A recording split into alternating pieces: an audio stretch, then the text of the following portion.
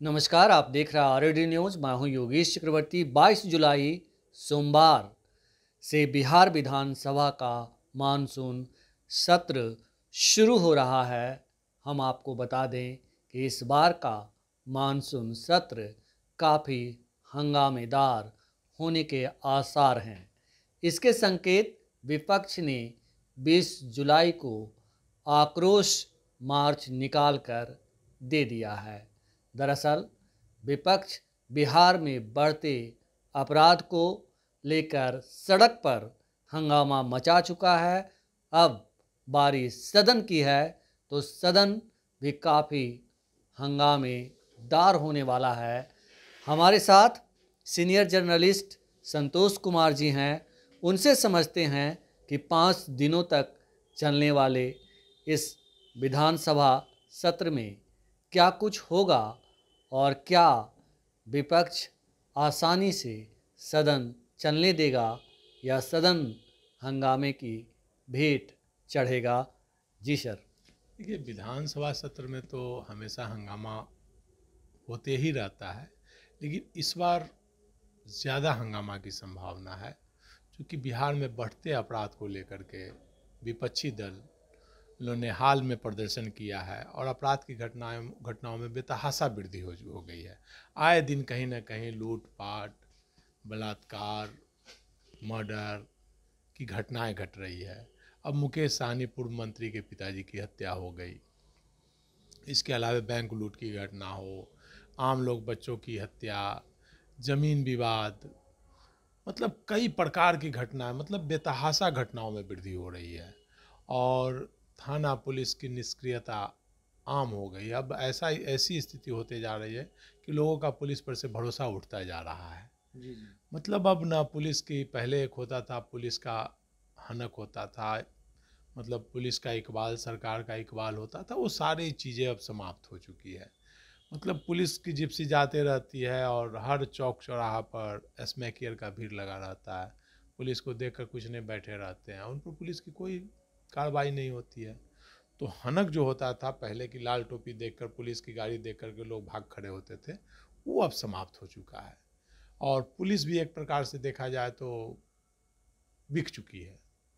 Police भी थाना में बगैर पैसे का कोई काम अब नहीं होता। ये आम चर्चा है। एक मोबाइल गिर गया आपका, चोरी हो गया, उसकी एफआईआर तक नहीं लेते, उसके लिए भी आपको पैसे देने पड़ते हैं। जी जी। लेकिन जिस तरह से विपक्ष ने 20 जुलाई को सड़क पे उतर करके विरोध जताया है, आक्रोश मार्च किया है, क्या ये आक्रोश सदन में भी देखने को मिलेगा?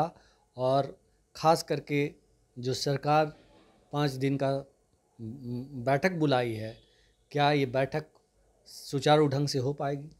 देखिए, निश्चित तौर पर इस बार सदन में आक्रोश दिखेगा। और आक्रोश एक मामला नहीं है, इसके अलावा मेडिकल का प्रश्न पत्र आउट का भी मामला है, उसको लेकर के भी सदन में हंगामा होगा। इसके अलावा केंद्र में नई सरकार का गठन हुआ है। बिहार को नई सरकार से काफ़ी उम्मीदें हैं, विशेष राज्य का दर्जा, विशेष पैकेज। इसके अलावा बिहार के हित में कई डिमांड हैं।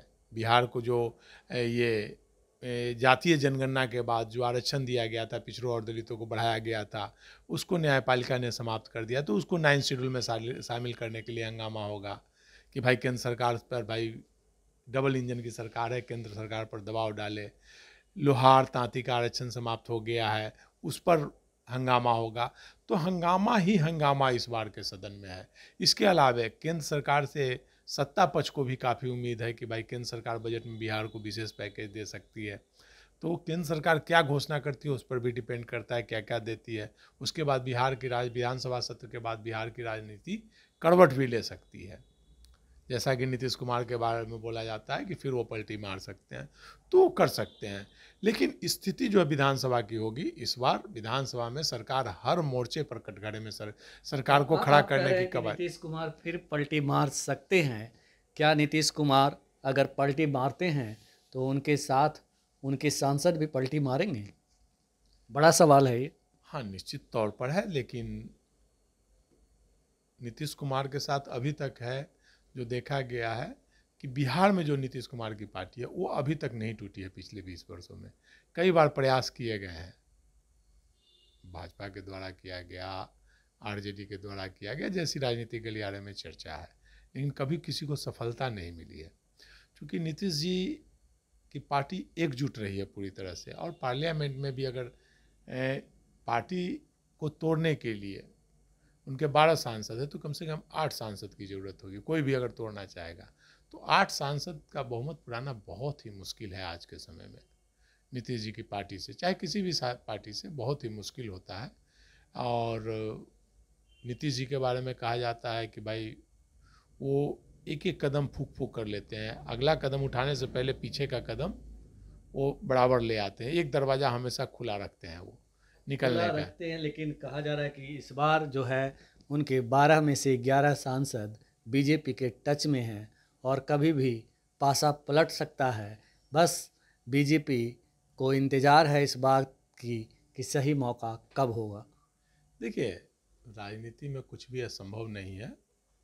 12 का 12 सांसद भी जा सकते हैं, जैसे चिराग पासवान के पिछले बार 6 में से 5 सांसद चले आए थे। तो राजनीति में सत्ता, कुर्सी की यारी सबकी रहती है, कुर्सी के लिए लोग कहीं चले जाते हैं।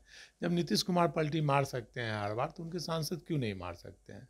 लेकिन वो थोड़ा कठिन, दगड़ बहुत कठिन है कि 8 सांसद, आप 11 बोल रहे हैं, 8 सांसद पुराना भी बहुत मुश्किल होता है। नहीं, आंकड़ा बढ़ा हुआ है, यहाँ तो 11 है 8 से। 11 की तो ज़रूरत ही नहीं, 8 पुर जाएंगे तो तुरंत पलटी हो जाएगा। लेकिन हो सकता है राजनीति में, चूँकि केंद्र में भाजपा की सरकार है तो हो सकता है। लेकिन विधानसभा सत्र में इस बार हंगामा ही हंगामा होगा और सरकार हर मोर्चे पर कटघरे में खड़े होगी।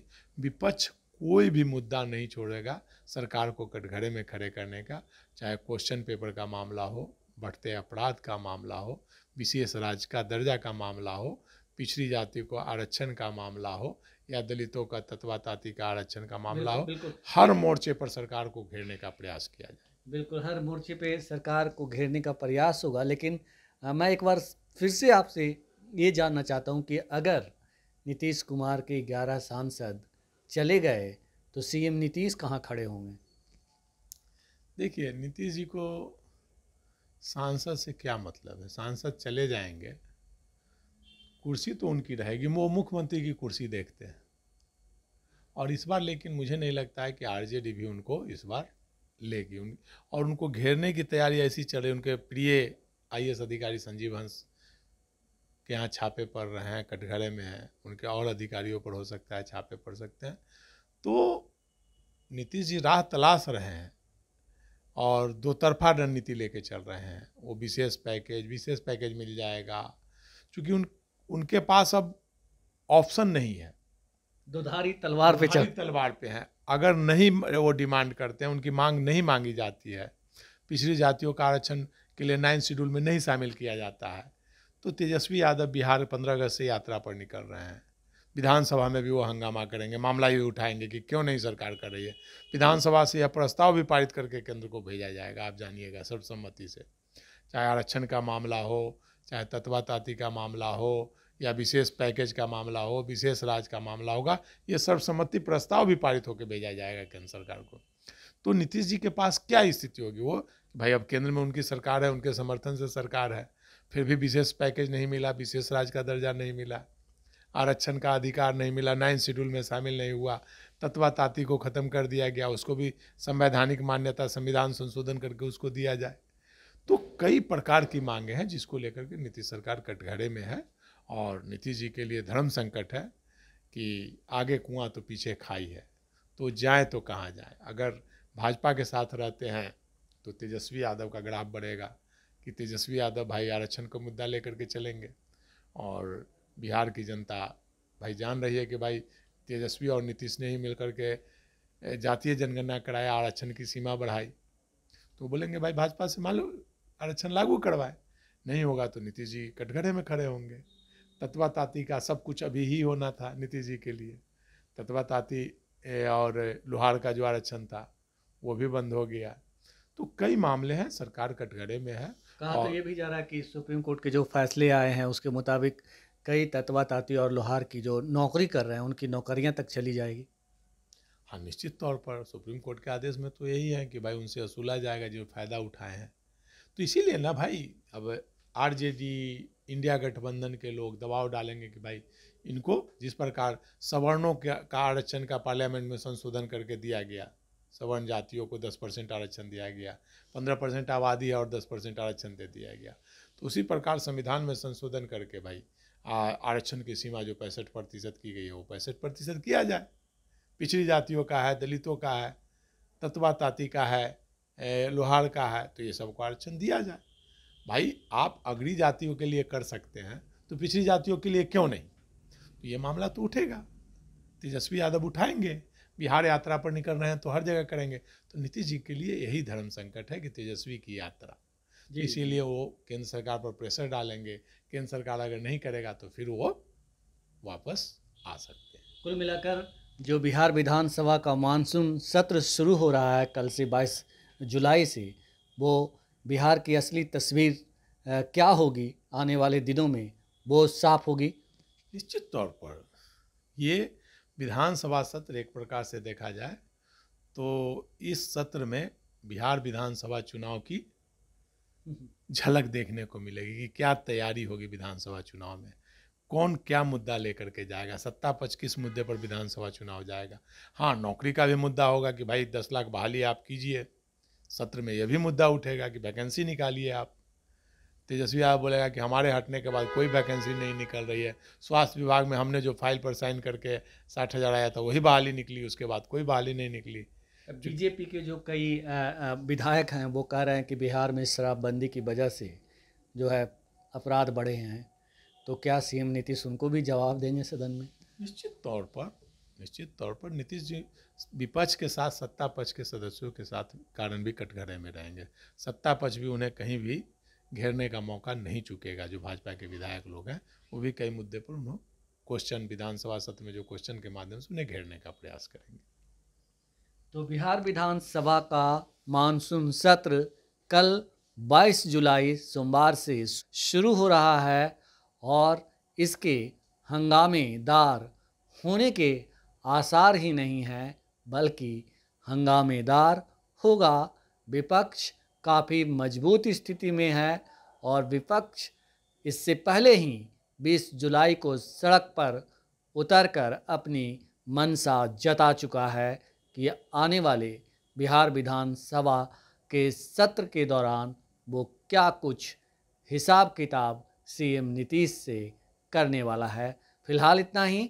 आप हमें फेसबुक पर फॉलो करें, यूट्यूब पर सब्सक्राइब करें, लाइक करें, शेयर करें और कमेंट कर अपना महत्वपूर्ण विचार और सुझाव जरूर दें। धन्यवाद।